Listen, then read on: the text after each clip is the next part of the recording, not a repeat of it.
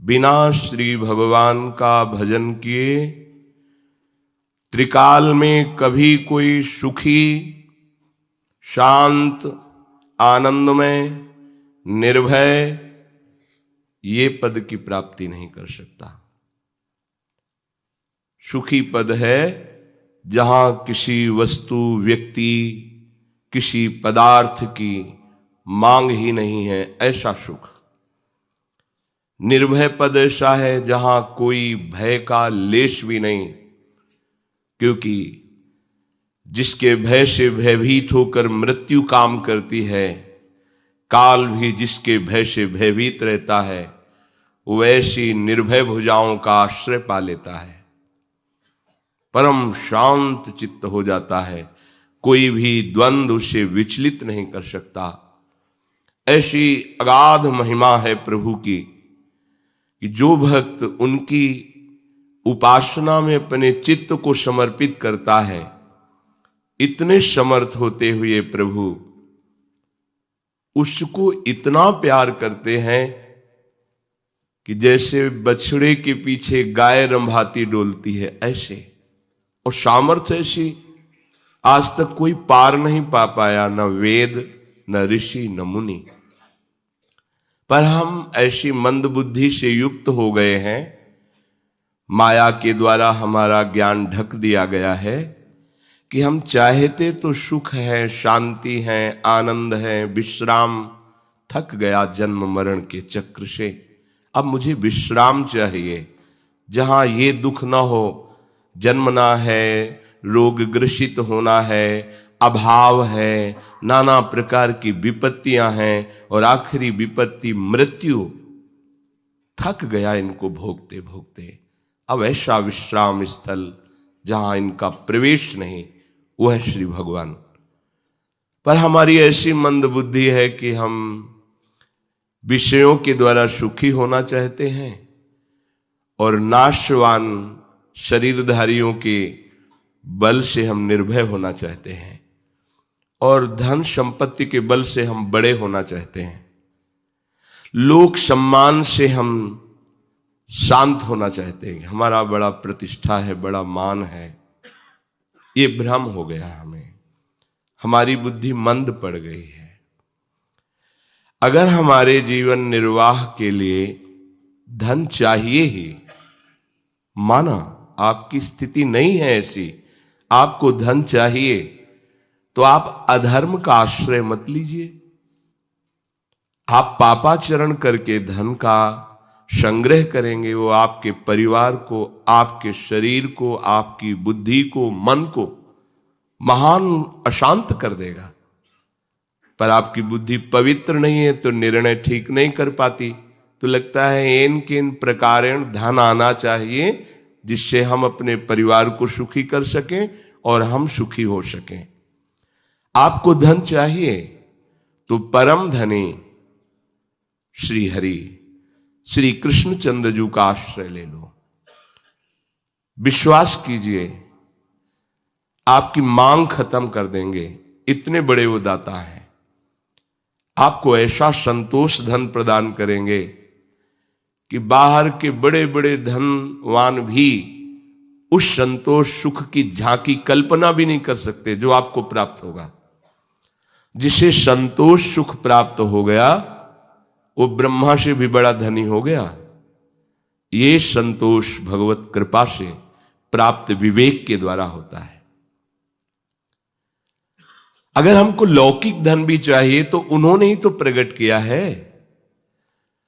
इस पृथ्वी में खाने हैं, जैसे गेरू की लाल मिट्टी हुई, ऐसे ही तांबे की, स्वर्ण की, हीरे की, ये सब खाने हैं।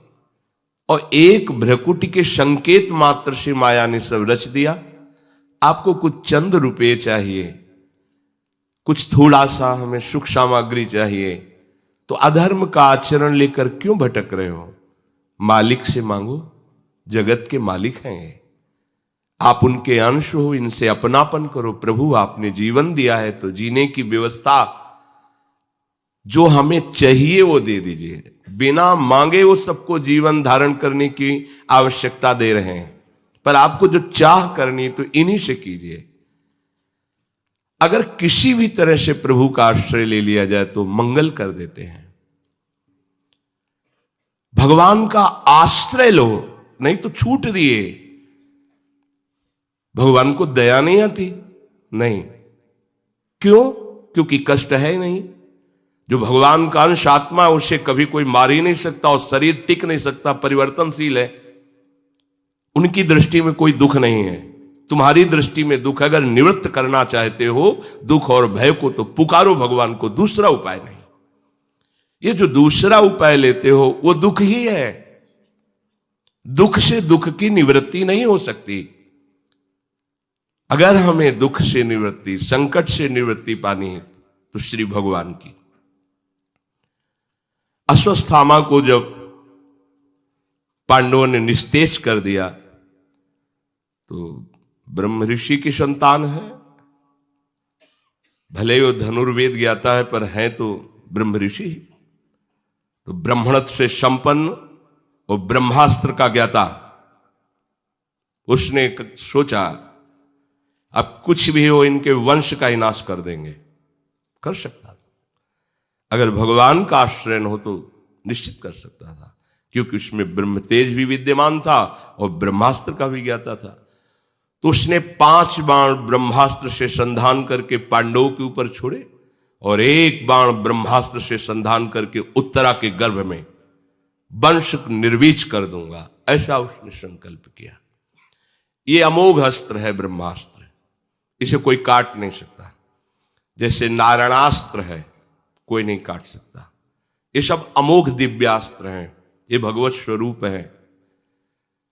अब तो इनके धारण करने की क्षमता ही नहीं, वो तेज ही नहीं, वो तप ही नहीं, वो मंत्र ही नहीं है।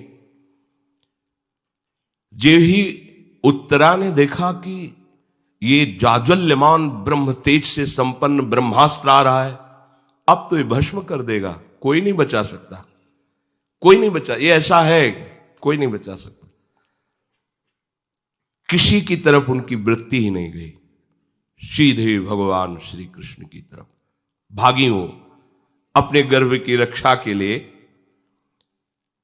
श्री भगवान कहीं दूर नहीं है, हम सबके हृदय में हैं। हम जहां हैं वहां हैं, क्योंकि जब सब जगह हैं तो यहां भी हैं, सब में हैं तो हम में भी हैं, सबके हैं तो हमारे भी हैं। सर्वशक्तिमान है, वो सब कुछ कर सकते हैं। पाहि पाहि महायोगिन देव देव जगतपते नान्यम त्वद भयम पश्ये यत्र मृत्यु परस्परम। बड़ी सुंदर बात कही। त्राहिमाम प्रभु त्राहिमाम, मेरी रक्षा कीजिए, क्योंकि आपके अतिरिक्त त्रिभुवन में कोई ऐसा नहीं जो मेरी रक्षा कर सके। ये बात किसी विशेष भक्त के हृदय में आती है। ये बात द्रौपदी के भी हृदय में नहीं आई थी। केवल प्रभु का आश्रय नहीं लिया था उन्होंने, 5 पतियों का आश्रय लिया था, सभा में बैठे धर्मात्माओं का आश्रय लिया था, अपनी भुजाओं का आश्रय लिया था, अपने दांत का आश्रय लिया था, केवल प्रभु का। कोई भी विपत्ति आते ही सीधे हरि शरणम। अगर तुम्हारा कुछ बिगाड़ ले तो हमें बताना, कहीं भी कोई भी विपत्ति हो। पर आपने भगवद आश्रय नहीं लिया तो उस समय भगवद स्मृति ही नहीं आएगी। ध्यान देना, ये सिद्ध सूत्र है, हरि स्मृति सर्व विपद विमोक्षणम। जहां तुम्हें कोई नहीं बचा सकता विपत्ति से, वहां मेरे हरि बचा लेंगे। हम कह रहे परीक्षा करके देखो, अगर तुम्हें असत्य लगे तो हमें बताना, पर कोई अन्य आश्रय न रखना। जब कोई विपत्ति आए तो सीधे हरि को पुकारना और हृदय से पुकारना, आर्त भाव से पुकारना, क्योंकि भगवान तक आवाज पहुंचती है भाव। भाव पूरित टेर ही करती मुझे लाचार है। भाव बिन सुनी पुकारे मैं कभी सुनता नहीं। स्पष्ट समझ लीजिए, भाव पूरित टेर ही करती मुझे लाचार है। भाव का भूखा हूं मैं और भाव ही एक सार है, भाव से मुझको भजे तो भाव से बिड़ा। ये हम कहानी नहीं सुना रहे आपको, ये सब सत्य विषय है। जीवन में आप भी अनुभव करके देखो, भगवान कोई कहानी नहीं है, त्रिकाल सत्य सच्चिदानंद है, अभी हैं, इसी क्षण हैं, हमारे समीप है, हमारे हृदय में, हमारे प्यारे हैं, लाडिले हैं। प्रभु नान्यम त्वद्भयम पश्ये यत्र मृत्यु परस्परम, यहां हम किससे सहयोग मांगे? सब मृत्यु से भयभीत है, कोई मृत्यु पर विजय प्राप्त नहीं कर सकता, तो इनसे हम आश्रय क्या लें इनसे कि हमारी रक्षा कर लेंगे? खुद मरने वाले हैं, आज नहीं तो कल, समय ऐसे जाता है ऐसे। बोले कितने साल के हो? बोले 50 वर्ष, 60 वर्ष के हो गए, 60 वर्ष व्यतीत हो गए। आपको पता चला अब भी वही कामना, अब भी वही वासना, अब भी वही जीने की चाह। जीना क्यों चाहते हो? क्योंकि मैं भोग भोगना चाहता हूं। भोगना क्यों चाहते हो? क्योंकि सुखी होना चाहता हूं। तो अभी तक भोग कर सुखी नहीं हुए, तो आप क्या हो लोगे? अब तो 60 के होने जा रहे हो, 70 के हो गए, इसके बाद राधे राधे।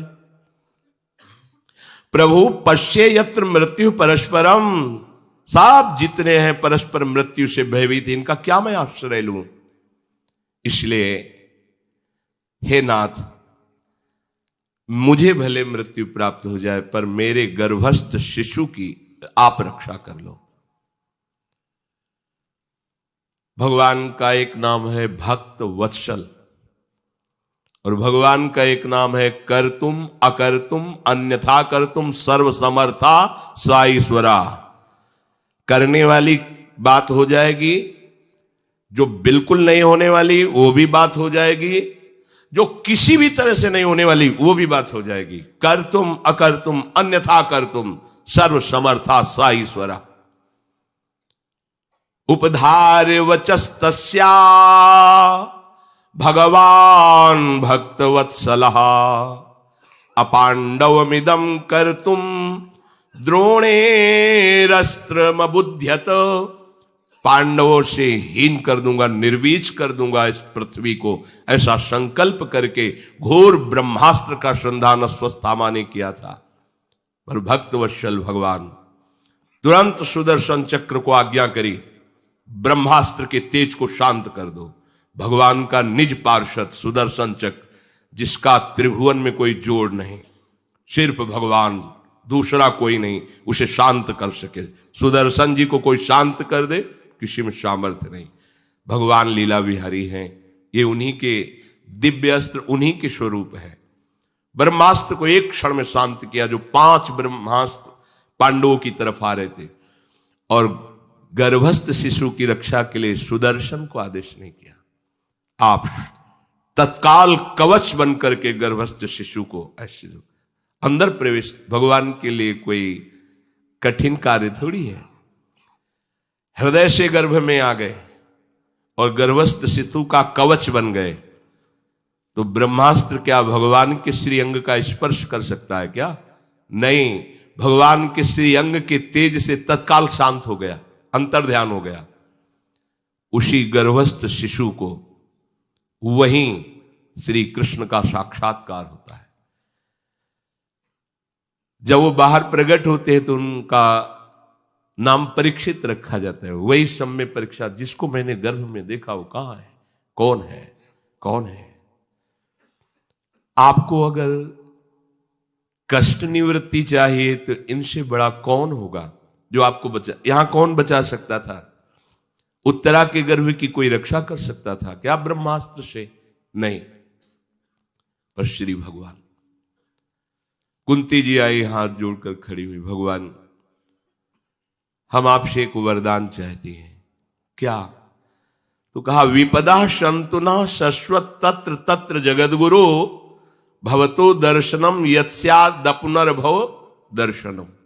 प्रभु मुझे विपत्ति दे दो और पग पग पर विपत्ति दे दो। तो भगवान हंस दिएगा, आज तक तो किसी भक्त ने ऐसा नहीं मांगा। आप विपत्ति क्यों चाहती है? सब चाहते संपत्ति मिले, विपत्ति का मुख न देखना पड़े। बोले विपत्ति की कृपा हमने देखी, जब जब विपत्ति पड़ी तब तब आप हमारी तरफ दौड़ते हुए आए, और जब संपत्ति दी तो आप वापस चले गए। आपका पीठ करके जाना मुझे नहीं अच्छा लगता। मुझे हर क्षण विपत्ति में रखो, जिससे हर क्षण आपका मैं दर्शन करूं, और आपका दर्शन जीव का पुनर्भव है, वो जन्म मरण के चक्र से छूट जाता है। यद्यपि भक्त हृदय ही ऐसी चाह करेगा, संसारी पुरुष तो चाह नहीं करेगा कि हमें पग पग पर विपत्ति मिले। लेकिन आपको सच्ची कहते हैं, असाध्य रोग, समाज की प्रतिकूलता और विविध प्रकार के तिरस्कार, अपमान, ये जिस ऊंचाई पर पहुंचाते हैं भगवद आश्रित को, भगवद आश्रित शब्द है, भगवद आश्रित, भगवद आश्रित नहीं तो दुर्गति है। फिर भगवद आश्रित को उस ऊंचाई पर कोई साधना नहीं पहुंचा सकती, क्योंकि सीधे श्री भगवान के चरणों का आश्रय होता है। और आश्रित का फिर क्या, सोना भी वजन होता है, चलना परिक्रमा होता है, बोलना स्तुति होती है, सारी क्रियाएं उसकी पूजा होती है। जो संपूर्णतया भगवद आश्रित हो गया है, अब उसको अलग से कोई अनुष्ठान नहीं करना पड़ता, हर चेष्टा उसको भगवत प्रसन्नता का हेतु बना देती है।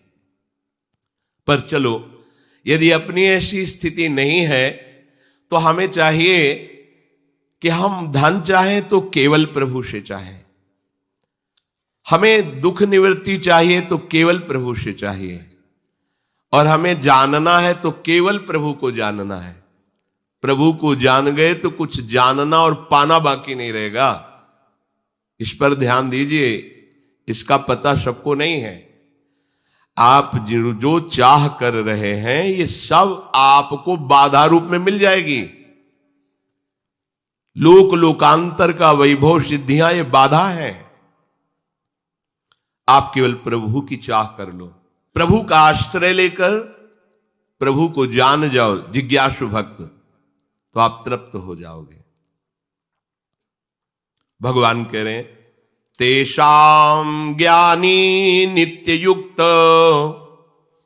एक भक्तिर्विशिष्यते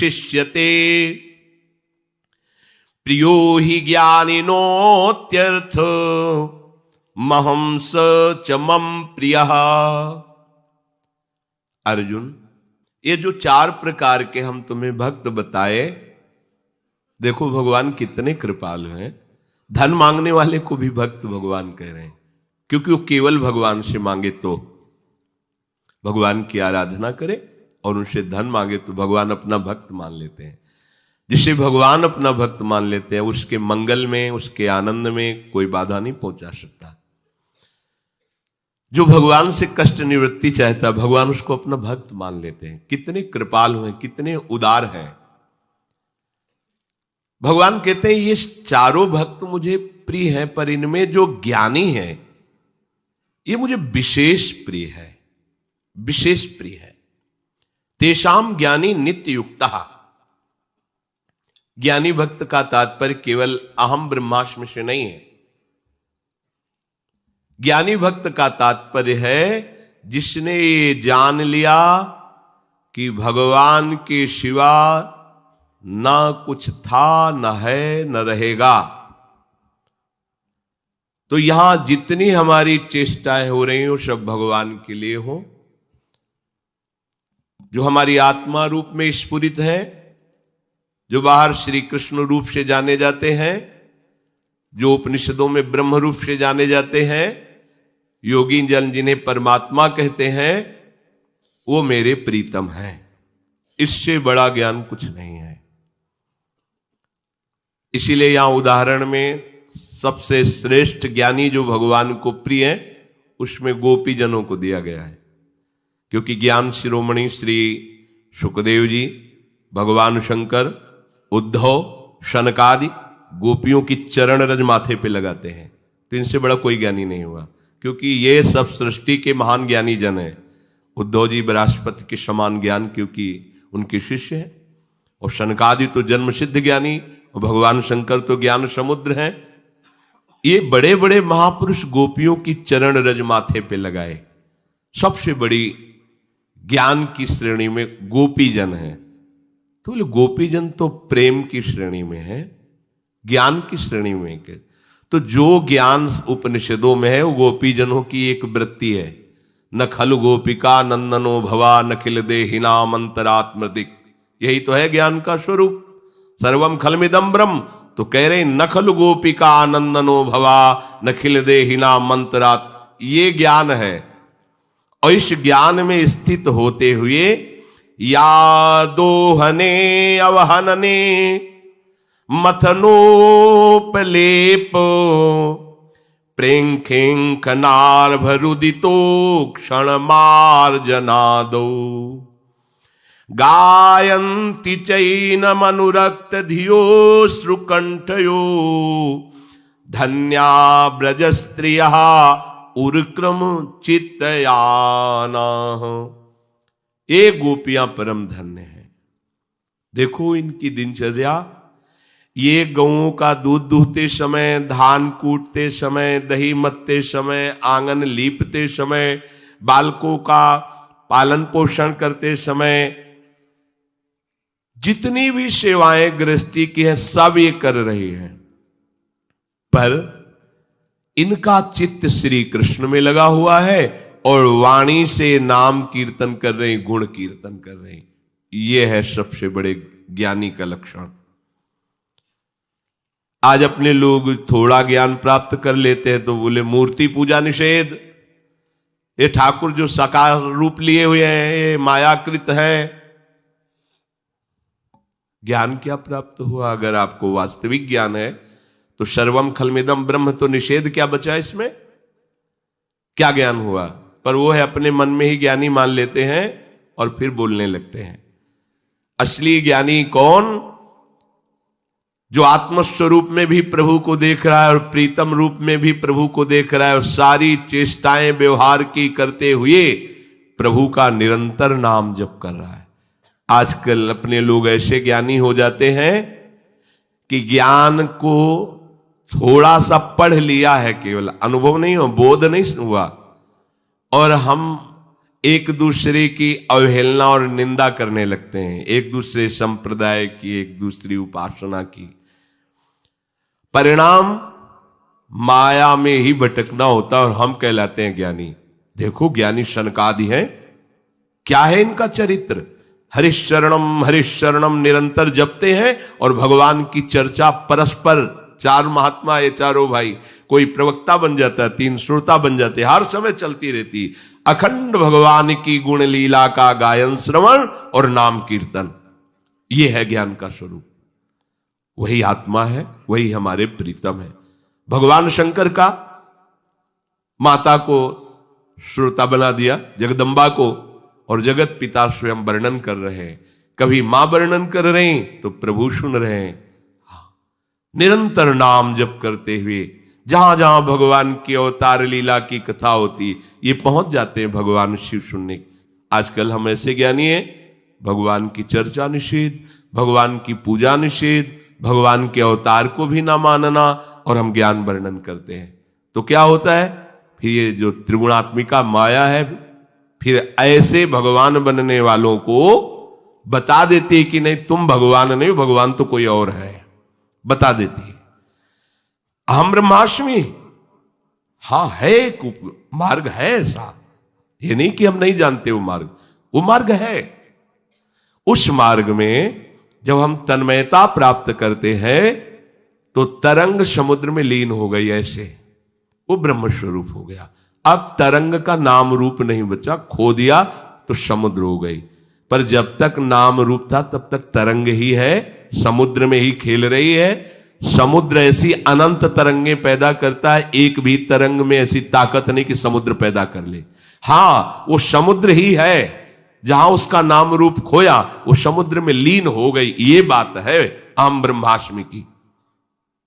आज तक कोई ऐसा महात्मा ब्रह्मबोध संपन्न नहीं हुआ कि मध्याह्न का सूर्य अंतर ध्यान चंद्रमा प्रकट हो गया, बीच में रात्रि प्रकट कर दी। भागवती क्रम की तो बात जाने दो, प्रकृति के क्रम को कोई बदल दे ऐसा कोई पैदा नहीं हुआ। भगवान के समान सिर्फ भगवान है, उनका चिंतन करके हम उनमें लीन हो जाते हैं, इसलिए उनको भी भगवत स्वरूप ही कहते हैं। पर कोई भगवान के नाम को मिटा के, भगवान की सेवा को मिटा के, भगवान की रूप लीला को मिटा के अपना चरित्र गवावे, अपनी पूजा करवावे, अपना नाम जपवावे, अपने को भगवान साबित करना चाहे तो फिर माया कसौटी में कस लेगी, क्योंकि वो दूसरा पति नहीं स्वीकार करती है, वो अनन्य है। मायापति तो एकमात्र श्री हरि हैं। अगर दूसरा कोई पति बनना चाहेगा तो उसकी गति कर देती है, जिसके आगे दा और छोटा की मात्रा लग जाती है, अब पूरा समझ लो तो दुर्गति कर देती है बड़े बड़ों की। इसलिए ये बड़े बड़े सृष्टि के महात्मा जन जो ब्रह्मबोध संपन्न है वो भी हरि शरणम बोलते हैं। हे हरि मैं आपकी शरण में हूं, चाहे कोई भी हो। अगर हमारे प्रभु का भजन नहीं करता, देखो हमने देखा है ब्रह्मलीन संपन्न महापुरुषों को, जब उनको प्रणाम करो तो कहते हैं नारायणाय नारायणाय, और उनके प्रणाम करने की शिक्षा उन्हीं से मिली कि ओम नमो नारायणाय। स्वामी जी ओम नमो नारायणाय, वो कहते हैं नारायणाय ना, ये हरि का ही तो नाम लिवा है। आपस में मिलेंगे हरि ओम, नाम भगवान का स्मरण करें, हरि ओम ये नाम लेंगे। स्वामी जी ओम हरि, बोले हरि ओम, ओम हरि, ओम हरि। ओम प्रणव भगवान का नाम, हरि भगवान का नाम। कोई भी ज्ञानी कैसे भगवान के नाम की निंदा कर सकता है, कैसे भगवान की रूप सेवा का निषेध कर सकता है, कैसे भगवान की लीला गुण गायन के बिना जी सकता है। पूज्यपाद ब्रह्मलीन महामहिम श्री उड़िया बाबा जी महाराज जहां बैठते वहीं भगवत चर्चा शुरू करवाते। ऐसे यहां कथा हो रही, आप पद्मासन लगाए बैठे, रास हो रही, आप पद्मासन में बैठे। आज हम ऐसे ज्ञान प्राप्त कर लेते हैं कि भगवान का ही अस्तित्व मानना मना कर देते हैं। तो ये ज्ञान नहीं, भगवान यहां कह रहे हैं कि तेषाम ज्ञानी नित्य युक्त एक भक्तिर विशिष्यते, वो ज्ञानी मुझे बहुत प्रिय है जो निरंतर मेरा स्मरण करता रहता है। भगवद स्मरण रहित जीवन अज्ञान ही है। अगर ज्ञानियों में किसी को अग्रणी कहा गया है तो श्री हनुमान जी महाराज के आगे शब्द पाया गया है, बुद्धिमताम वरिष्ठम, वरिष्ठम सबसे श्रेष्ठ, ज्ञानी नाम अग्रगण्यम। पर भगवान राम जी के ऐसे चरण कर कमल में लिए हुए, मुख में निरंतर श्याराम रोम रोम कीर्तन करता रहता। ये देखो ज्ञानी, ज्ञान शिरोमणि हरिवाहन श्री गरुड़ जी महाराज, उनके आगे गरुड़ महाज्ञानी गुण राशि। सेवा क्या है? भगवान को अपनी पीठ पर विराजमान करके उनकी आज्ञा के अनुसार विचरण करते हैं और उनके पंखों से सामवेद का गायन होता रहता है। हम ज्ञान का तात्पर्य नहीं समझ पाते, ज्ञान के सूत्रों का अनुभव हुआ नहीं, इसलिए व्यर्थ के ज्ञानी मान करके अवहेलना करते। अरे जितने भी ज्ञान के शब्द हैं वो भगवान शिव से प्रकाशित हुए हैं, वही शंकराचार्य जी के रूप में, और शिव जी के मस्तक पर हमारे हरि का चरणामृत विराजमान है। क्या प्रमाण तुम्हें चाहिए? भगवान शंकर निरंतर चरणामृत हरि का अपने माथे पे रख करके उनका गुणगान करते रहते हैं। जो ज्ञानाभिमान में भगवान के नाम की, रूप की, लीला की, धाम की अवहेलना करे, ऐसे ज्ञानी को मन से भगवत स्वरूप मानकर प्रणाम करो, उनके वचन मत सुनना। हमारी प्रार्थना है, नहीं तो तुम्हारा जीवन व्यर्थ चला जाएगा। जो हमारे प्रभु श्री हरि के नाम की, उनके रूप की, उनकी लीला की, उनके धाम की महिमा की निंदा करे, वो अज्ञानी ही है, कहीं भी कोई भी हो। क्योंकि जो ज्ञानी है उसके लिए तो निंदा का पात्र कोई बचता ही नहीं है, क्योंकि ज्ञान का स्वरूप ही है सर्वम खलमिदम ब्रह्म नेनानास्ति किंचन। ज्ञान का स्वरूप ही है ईशावास्मिदम सर्वम यत्किंचे जगत्याम जगत। एक कण भी जगत का ऐसा नहीं जो हमारा ईश्वर न विद्यमान हो, यही तो ज्ञान है। अब वो निंदा क्यों करेगा? उसकी रुचि है, अभेद भक्ति के द्वारा वो भगवान में लीन हो जाता है।